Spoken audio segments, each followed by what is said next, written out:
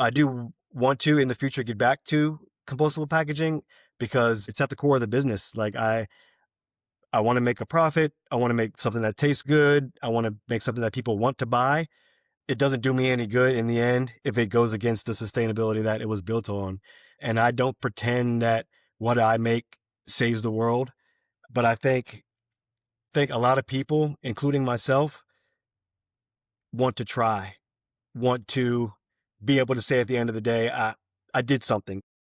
Instead of doing this, I bought this instead, or instead of using the driving here, I ran there, or I rode the bike here. This one time, it's just being able to stack up little wins for yourself and for your family as you go along. And for my business, it's like that's kind of how I look at it too. Is maybe I'm not 100% perfect there, but I have made some efforts.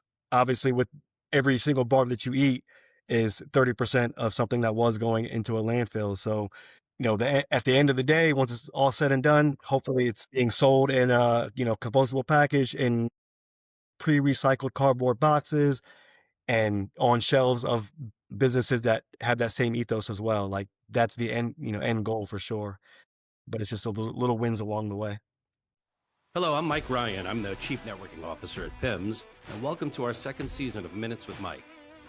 Now in my 33rd year at PIMS, I've had the privilege of partnering with companies both large and small, supporting their PR and marketing through customized fulfillment and distribution that delivers measurable impact on their brand perception, boosts positive affinity, and fuels their overall brand performance. And throughout my career, I've had the chance to work alongside many talented folks. This is their story. On this show, we'll sit down with some of the world's top marketing and business thought leaders to learn more about their success, how they got there, how marketing helped them achieve their goals, what strategies they used, and what inspires them. Please join me on this journey as we learn from those who are changing the way we think about business. So sit back, enjoy. You're listening to Minutes with Mike. Hello, everybody. Welcome to Minutes with Mike. Today, Bryan Daniels is my guest. Hello, Bryan. Hello. Super excited.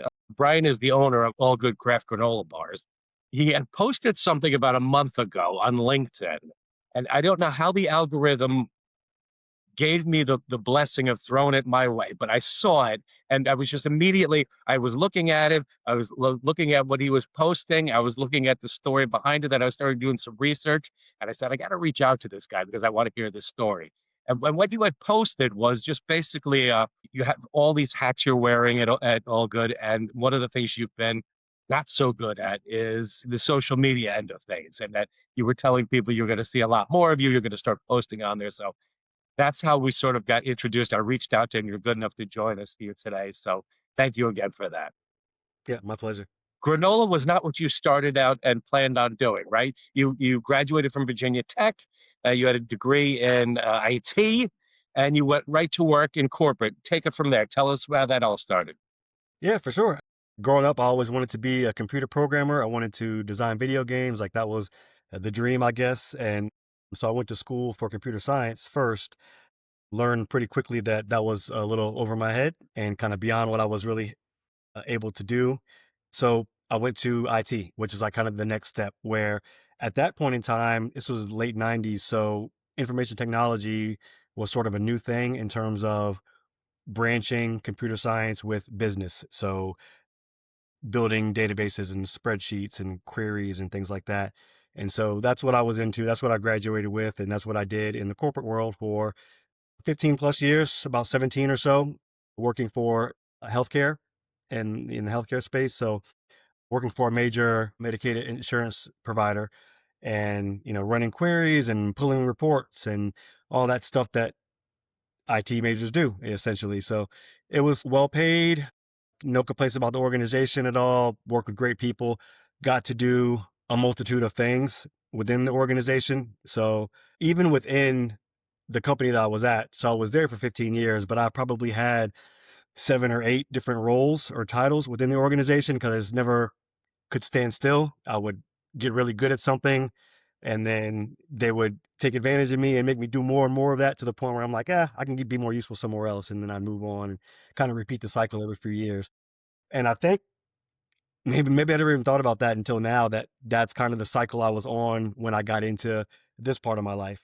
Yeah, and you did it for a minute. Like it wasn't like something like you graduated, you did it for 6 months, and then you were like, "This ain't for me." Like you gave it a shot. Well, absolutely. No, it's what I was going to do, and I think maybe it was that 15, 16 year mark that I had a feeling inside that said, is this it? Ultimately, not wanting to necessarily live out the rest of my days in that environment is what kind of prompted me to try something else.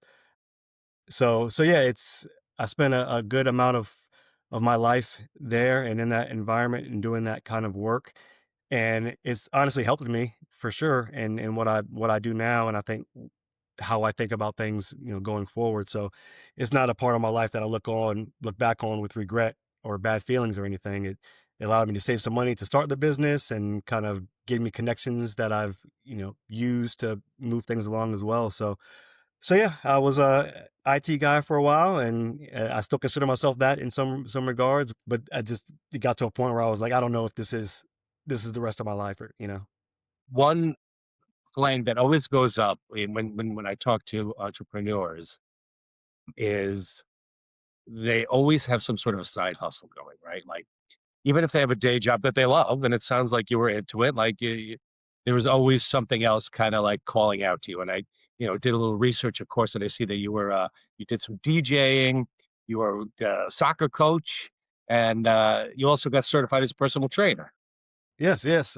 And so that's really the story of it is I've always been that way. I've always tried to do multiple things to bring in income, but also to express myself creatively or have fun or stay in shape. If I can kill two birds with one stone, then I would try to do that as well. So yeah, DJing is something I started out doing in college and, just doing the college party and bar scene and then came home and did that on the side. So I would work my corporate job on a Friday until 5, go home, shower up, get changed, lug. This is back in the day where you had to carry actual records into the Yeah, club. So, you know, carrying multiple crates of 12-inch vinyl and, rocking out Friday, Saturday, Sunday, and then report back to work on Monday kind of thing.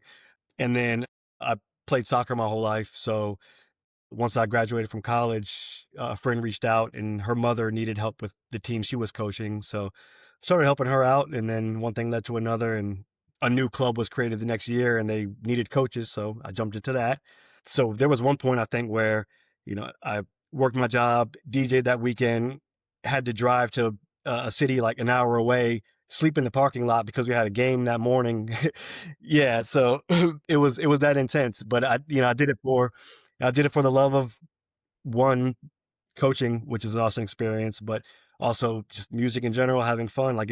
And when you're in your 20s, none of that really matters anyway. So it was all good, so to speak. So yeah, I've always just wanted to do as much with my time as possible. I think that's the easiest way for me to put it.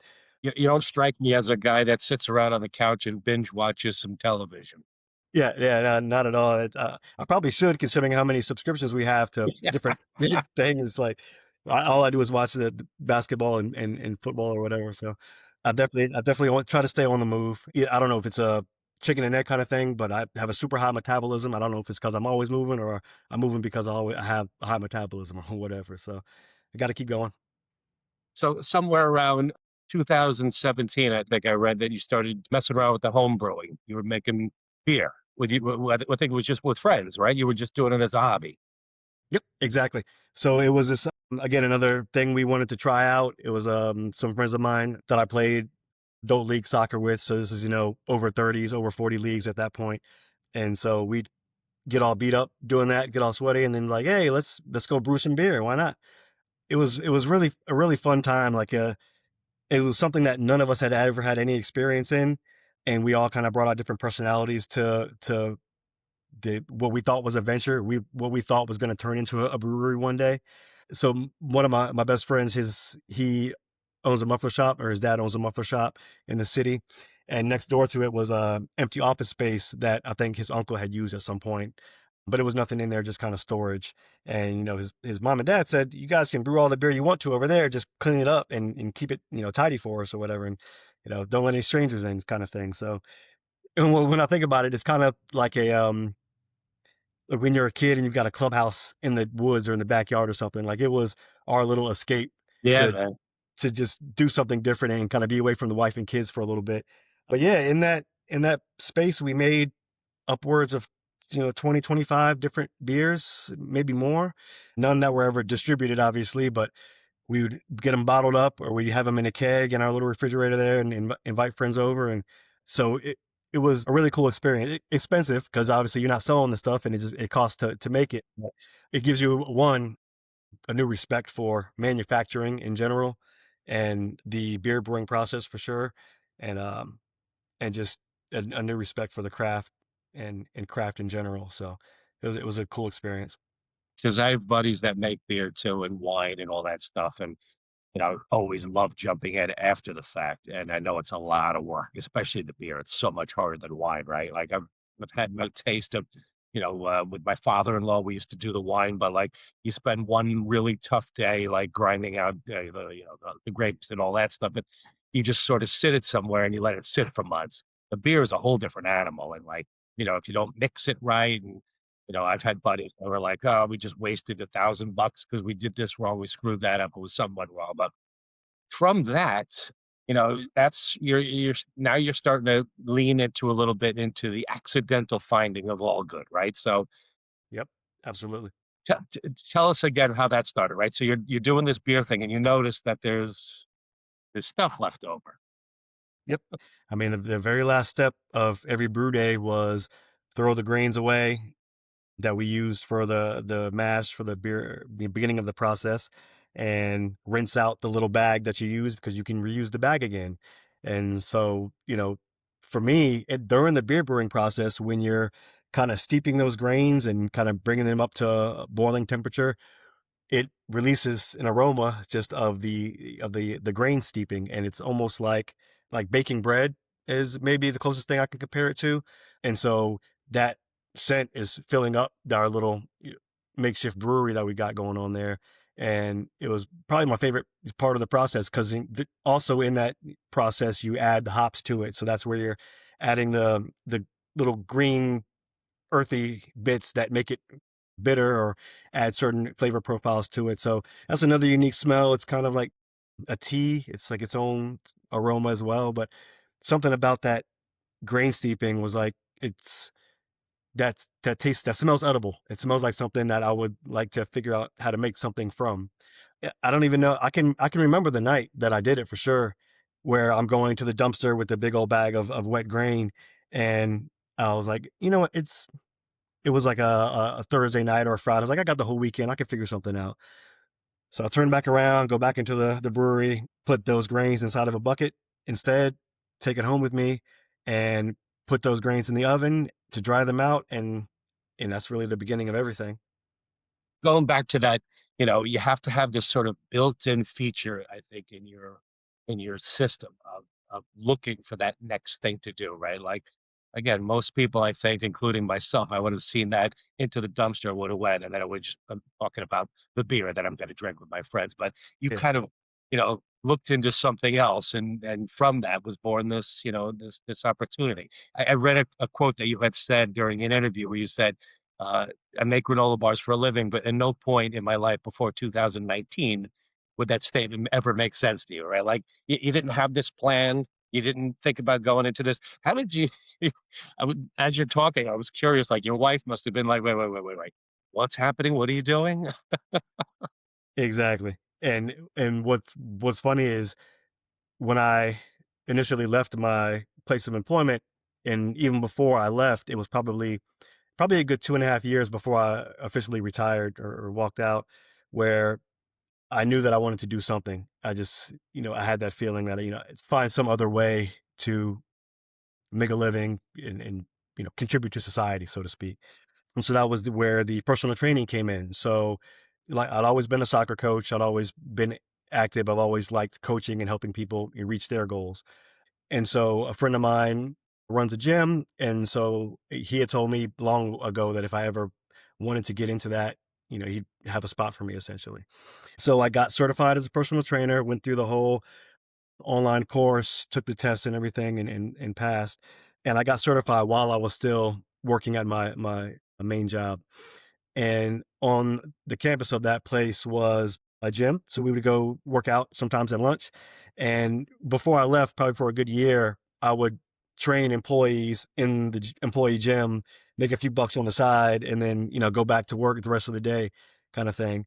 So when I left, my intention was to either run personal training courses or work in my buddy's gym as a trainer for him.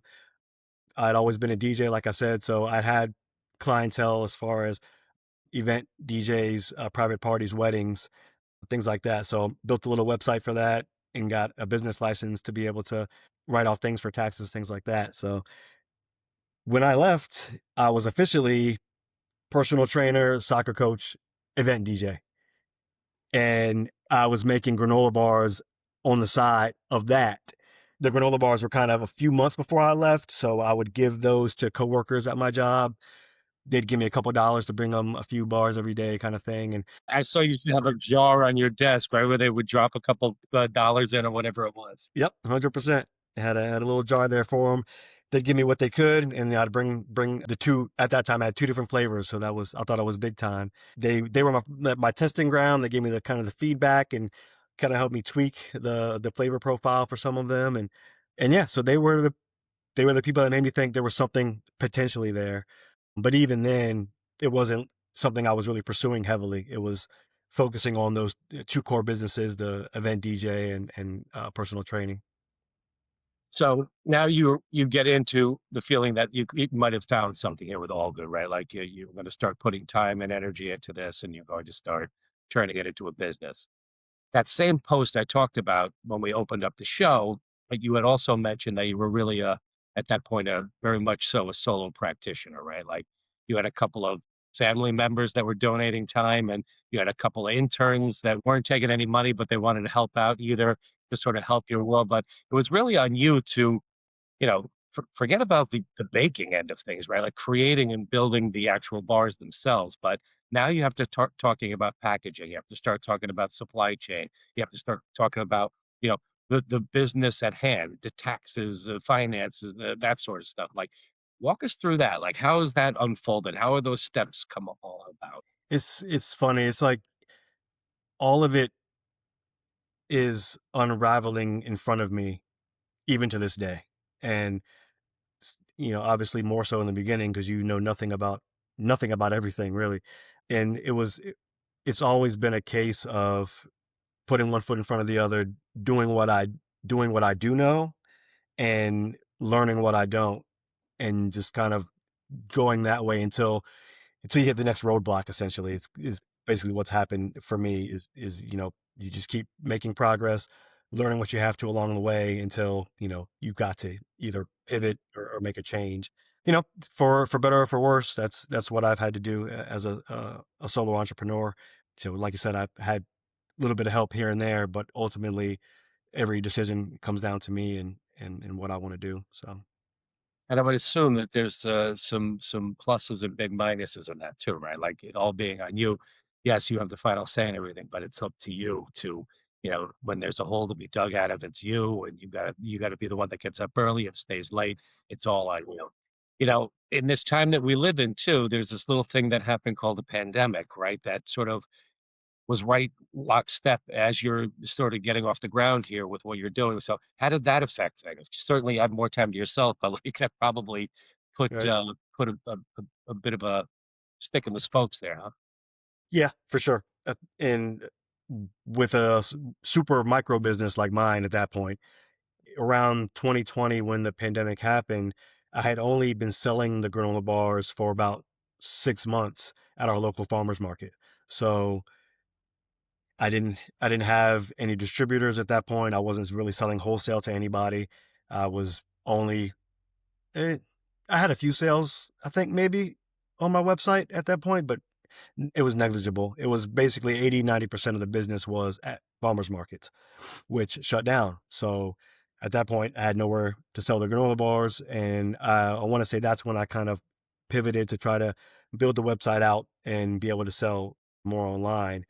Luckily, the farmers market that I was working with started doing drive through markets. So kind of social distance markets where people could drive through, They could place orders ahead of time, so you know who was coming and you know what to prepare. But all that to say, really tough. And I feel it worked out for me because I was still just beginning anyway.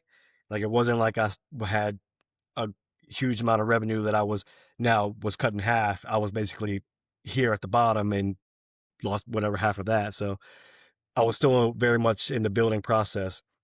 I won't say it was helpful, but I will say that again, the time that we had to sit back and build things behind the scenes was useful.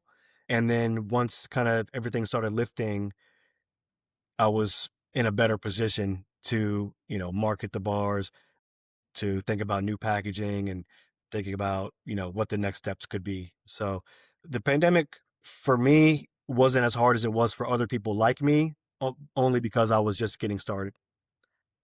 It did totally shut down my any DJ gigs that I had planned though. So all those weddings were shut down. And so it was tough all around for sure. And then, one other thing you did that I noticed or I read about that I thought was intriguing was, I guess being that guy that's always got to try to, whether it's going to be selling at these farmers markets, you're going to try to sell online. You also took a shot at a cafe, or you were selling in a partnership with a cafe. Tell me about that one. So that was I think about 3.5 years ago. And I was getting to a point in the business where I was ready to see what it could become. So if I go back to the beginning of the business, everything was made in my house, in my home kitchen. Everything was packaged there. The packages were little pouches I bought off Amazon that, when I first started selling the product, some people were like, "Oh, I'm sorry. I didn't know what these were. I thought you were selling weed here." I was like, "Well, back up. No, this is Virginia, so no, I'm not that bold." Um, it was very much a small micro business at a home bakery level. So I had approval from the Department of Agriculture to produce the bars at home, and so that's what I was doing at that point. And it was getting to a point where the demand was increasing, which is a great thing, and I was just at a point where I needed to be able to make more. And I actually had tried at one point to a community kitchen, some people call it, where multiple people have their products and they have time or a certain space in a kitchen to be able to make their goods, and it's all approved by Department of Agriculture and whoever else. So I did that for a little while, and unfortunately, the guy that was in charge of that died tragically in a boating accident.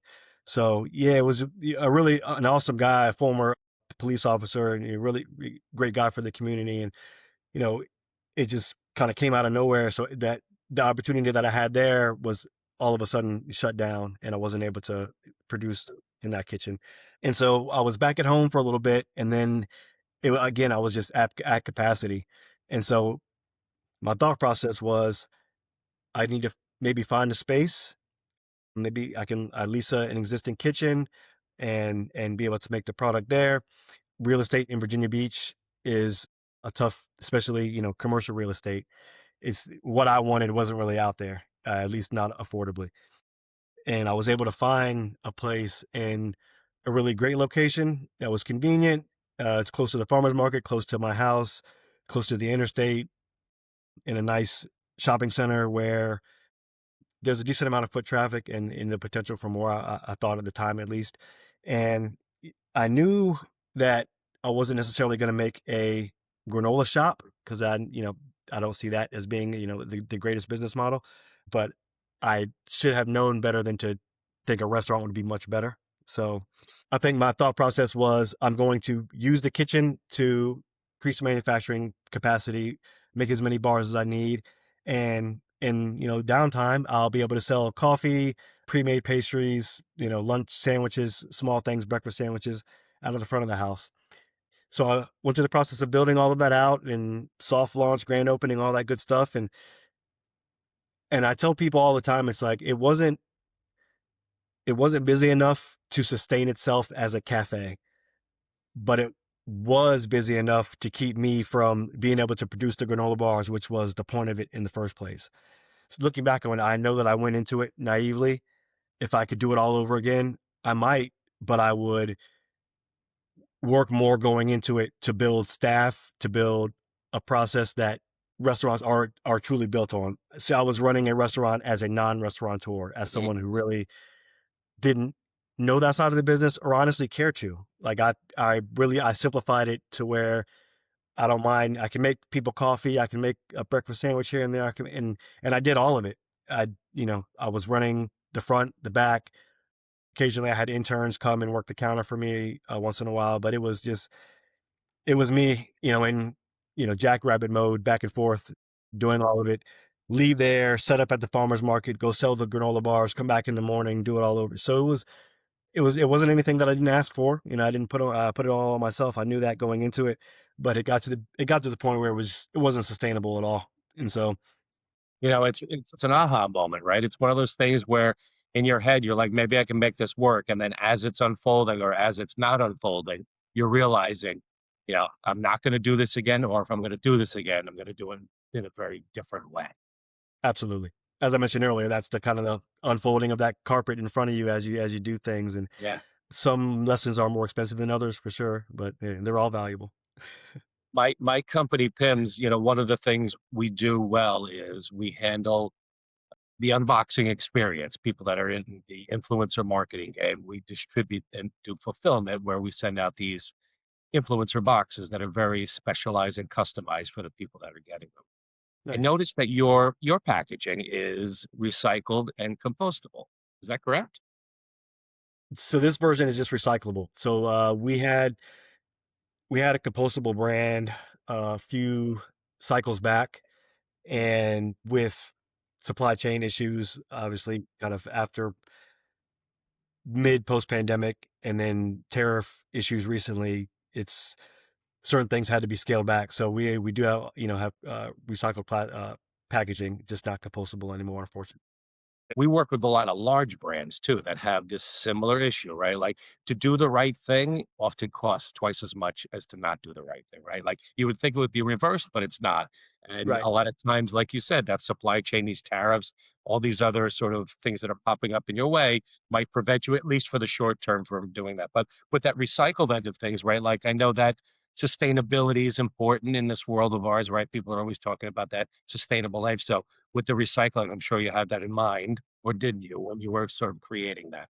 Yeah, for sure. Because like I said, one of the first set of packaging we had was just the what I could buy off Amazon, and that was neither recyclable nor compostable. It was just a little metallic pouch or whatever. But I do want to in the future get back to compostable packaging because I it's at the core. It's at the core of the business. Like I want to make a profit. I want to make something that tastes good. I want to make something that people want to buy. It doesn't do me any good in the end if if it goes against the sustainability that it was built on. And I don't pretend that what I make saves the world or reduces global warming or any of that. I don't. I know that that's not the case.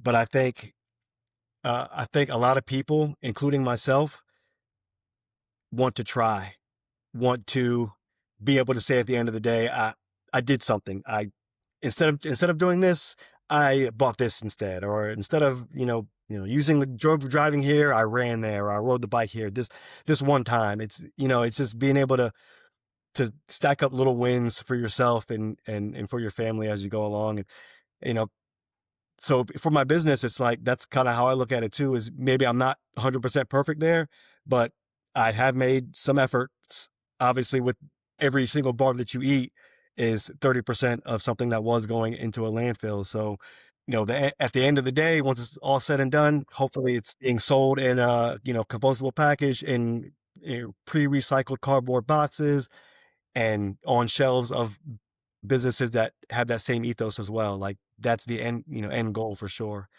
But it's just a little wins along the way. It warms my heart to hear you say it. And, I think we need more people like you and more companies like All Good that are, putting their best foot forward. Everybody wants to make money. Everybody wants to do the right thing. But, to have that kind of as one of your core values shows a lot about who you are and the company that you run. We Thank you. talked a little bit about influencer marketing on that end. And, again, going back to that mention that you had about sort of being a little bit more of a social presence. What's your thoughts on this whole social selling thing? Like, have you sort of thought about that? Like, with TikTok Shop and, all these online ways of being able to sell products. Is that something you have sort of in the playbook right now? Is it something you're considering? Is there a reason you wouldn't do that? Like, how does that play out with you? It is very much in my to-do list that I probably, going back to summer or fall of last year. So I got on the Whatnot app, kind of explored how that works, bought a few basketball cards off there just, for the fun of it. And I will eventually get involved there because it's there. Yes, I see people making money and getting their brands out there and getting exposure. There's a lot of value in it for very little spend. And I think going back to when I initially posted on LinkedIn about not doing enough social media, I think social selling is another part of that huge pie or huge puzzle. And so I'm glad you bring it up because it's something it has to happen. And I think I've been kind of avoiding it and pushing it off but I know that it's going to happen. I think right now it's just figuring out the best most organic way to do it where, like I said, I know I'm not good personally at saying, "Oh, this is it. This is great. You should buy this. This is why you should buy this." I'll go off on a tangent on something totally unrelated kind of thing. So it's like figuring out the best way to implement it probably is where I'm at right now, and eventually you'll see me on Whatnot or TikTok. So tell us where the brand is now. Like, how many different flavors do you have? Bring us up to date.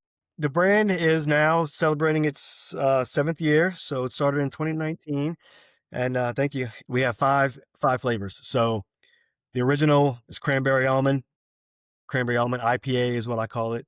We have coconut mango tropical IPA. We have chocolate cherry stout.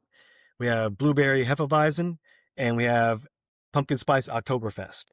So those are our five core flavors, and it'll probably be that way for a little while, mainly due to color schemes and things I've built out and the granola gang characters that we have. So it's going to take a lot for somebody to convince me to change the flavor here. I think we're kind of stuck in this for a little bit, but we do experiment from time to time.